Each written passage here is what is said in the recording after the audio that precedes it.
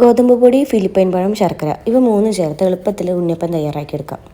മധുരത്തിന് ആവശ്യമായിട്ടുള്ള ശർക്കര പാനി തയ്യാറാക്കിയെടുക്കാൻ 2 അച്ച് ശർക്കര കുറച്ച് വെള്ളം ഒഴിച്ച് തിളപ്പിച്ചെടുക്കുക.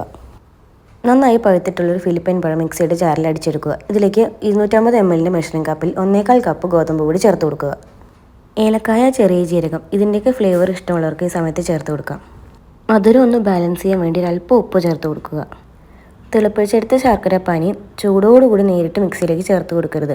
ചൂട് അല്പം മാറിയതിന് ശേഷം അരിപ്പയിൽ അരിച്ചെടുത്ത് മുഴുവനായി ചേർത്ത് കൊടുക്കുക. വെള്ളത്തിൻ്റെ അളവ് ഓരോ ഗോതമ്പ് പൊടിക്ക് അനുസരിച്ച് വ്യത്യാസമായിരിക്കും.